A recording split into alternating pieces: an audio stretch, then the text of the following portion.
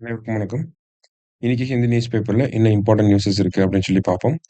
So என்ன குடுத்திருந்தாங்க அப்படின்னா, state planning commission வந்து என்ன பண்ணியிருக்காங்கன்னா, கலைஞர் மகளிர் உரிமை திட்டம் தொடர்பாக ஒரு ரிப்போர்ட் வந்து சப்மிட் பண்ணியிருக்காங்க. அது மட்டும் இல்லாம இன்னும் 2, 3 ரிப்போர்ட்ஸ் வந்து சப்மிட் பண்ணியிருக்காங்க. ஸோ ஸ்டேட் பிளானிங் கமிஷன பொறுத்தவரைக்கும் யார் சேர்பெர்சனா யார் இருப்பாங்க அப்படின்னா, சீஃப் மினிஸ்டர் தான் சேர்பெர்சன். ஸ்டேட் பிளானிங் கமிஷன் மாநில திட்டக்குழுவோட வைஸ் சேர்பெர்சன் யார் அப்படின்னு சொல்லி பார்த்தீங்கன்னா, ஜெயரஞ்சன் அவர்கள். அவர் தான் இங்க குடுத்துருக்காங்க. அவர் தான் இந்த ரிப்போர்ட்ட சப்மிட் பண்ற மாரி குடுத்துருக்காங்க. சரியா? ஸோ எந்த திட்டத்த பத்தின ரிப்போர்ட்ட குடுத்துருக்காங்க? எது இங்க மேஜரா டிஸ்கஸ் பண்ணியிருக்காங்க அப்படின்னு சொல்லி பார்த்தீங்கன்னா, கலைஞர் மகளிர் உரிமை திட்டம் அப்படிங்கிற இந்த திட்டத்துக்கான ரிப்போர்ட்ட குடுத்துருக்காங்க. இந்த திட்டம் பொறுத்தவரைக்கும் பேசிக்கா பார்க்கிறப்ப, செப்டம்பர் 15, 2023ல இந்த திட்டம் அறிமுகப்படுத்தப்பட்டுச்சு. இந்த திட்டத்துக்கு கீழ என்ன பண்றாங்கன்னா, அ வீட்ல இருக்கக்கூடிய அந்த ஹவுஸ் ஒய்ஃப் எல்லாருக்குமே வந்து ரூ. 1000 வந்து குடுக்குறாங்க. அதுக்குன்னு சர்டைன் எலிஜிபிலிட்டி கண்டிஷன்ஸ்லாம் இருக்கு. அந்த கண்டிஷன்ஸ சாட்டிஸ்ஃபை பண்றப்ப ரூ. 1000 வந்து என்ன குடுக்குறாங்க? உரிமை தொகையா வந்து குடுக்குறாங்க. ஸோ இந்த உரிமை தொகையோட இம்பாக்ட் எப்படி இருந்துச்சு? அப்படிங்கிறது தான் அந்த ரிப்போர்ட். சரியா? ஸோ இந்த இம்பாக்ட் ஆஃப் கலைஞர் மகளிர் உரிமை திட்டம் அப்படிங்கிறது நமக்கு மெயின்ஸ் பாயிண்ட் ஆஃப் வியூலயே நம்ம ஆல்ரெடி பார்த்துருக்கோம். இது வந்து மெயின்ஸ் பாயிண்ட் ஆஃப் வியூலயே கேட்கக்கூடிய ஒரு முக்கியமான ஒரு விஷயம் தான். ஏன்னா பிரிலிம்ஸ்ல இப்ப தான் கேட்டாங்க. லைக் இந்த குரூப் 2 எக்ஸாம்ல தான் கேட்டாங்க. மெயின்ஸ்ல ரிஃப்ளெக்ட் ஆகுறதுக்கு நெறைய வாய்ப்புகள் இருக்கு. இம்பாக்ட் ஆஃப் கலைஞர் மகளிர் உரிமை திட்டம் அப்படின்னு சொல்லி. ஸோ அப்ப என்னலாம் எழுதலாம் அப்படின்னு சொல்லி பார்த்தீங்கன்னா, ஃபர்ஸ்ட் விமன் எம்பவர்மென்ட் அப்படிங்கிறத நம்ம சொல்லலாம். விமன் எம்பவர்மென்ட் அததான் இந்த ரிப்போர்ட்லயும் சொல்றாங்க.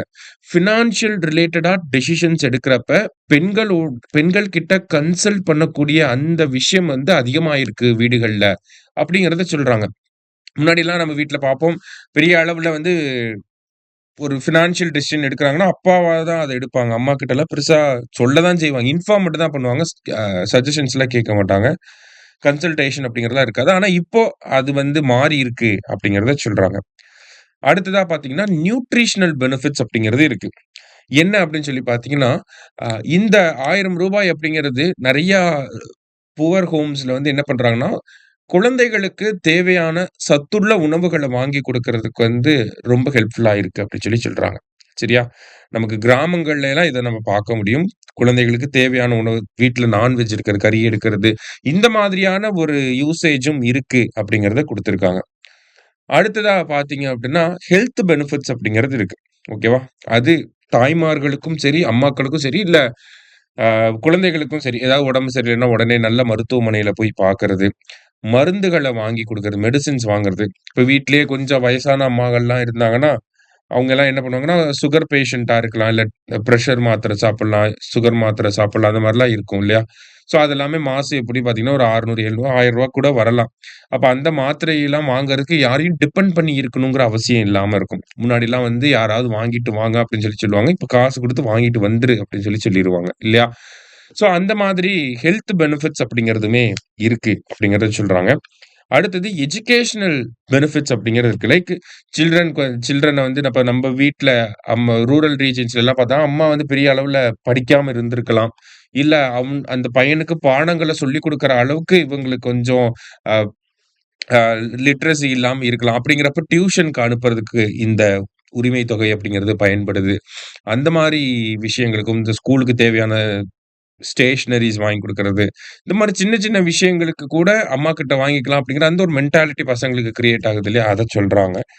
அடுத்ததா ஸ்கில் டெவலப்மென்ட்டுக்குமே இந்த ஒரு ரூ. 1000 வந்து பயன்படுத்தப்படுது அப்படிங்கிறத சொல்றாங்க. எப்படி ஸ்கில் டெவலப்மென்ட் அப்படின்னு சொல்லி பார்த்தீங்கன்னா, அ டெய்லரிங் கிளாஸ்க்கு போறாங்க அம்மாலாம். ஒரு சில வீட்ல ரூரல் ரீஜன்லாம் அந்த பியூட்டிஷியன் கோர்ஸ் அந்த மாரியான விஷயங்களுக்கு போறது. ஸோ இந்த மாரி சின்ன சின்ன தொழில்கள அவங்கள பண்ண வைக்கிறதுக்கு இந்த ரூ. 1000 ஒரு ஊக்கத்தொகையாக இருக்கு அப்படிங்கிறத சொல்றாங்க. சரியா? ஸோ இந்த மாரி பல ஆஸ்பெக்ட்க்கு கீழ இந்த ஸ்கீமோட இம்பாக்ட்ட நம்மனால எழுத முடியும். ஓகேவா? இப்படி கேட்கலாம் கொஸ்டின்ஸ். அதனால அந்த பாயிண்ட் ஆஃப் வியூல கொஞ்சம் நல்லா படிச்சு வச்சுக்கோங்க. சரியா? அதேதான் இங்கேயும் குடுத்துருக்காங்க. வெஜிடபிள்ஸ் வாங்குறது அதிகமா இருக்கு. இன்னொரு விஷயம் என்ன அப்படின்னு சொல்லி பார்த்தீங்கன்னா, ரீட்டெயில் மார்க்கெட்டோட குரோத் அப்படிங்கிறது அதிகமா இருக்கு. நம்ப ரூ. 1000 குடுத்தோனே இனிஷியலா உடனே என்ன பண்ணுவாங்கன்னா, பக்கத்துல இருக்கக்கூடிய கடைக்கு போய் அ அ சிம்பிளா முட்டை வாங்கிட்டு வான்னு கூட சொல்லலாம். அந்த ரூ. 1000ல ஒரு ரூ. 100 எடுத்து குடுத்து. ஸோ அப்படிங்கிறப்ப இந்த ரூ. 1000 குடுக்கறனால ரீட்டெயில் மார்க்கெட்டும் வந்து குரோ ஆகுது அப்படிங்கிறத நம்ம புரிஞ்சுக்கணும். சரியா?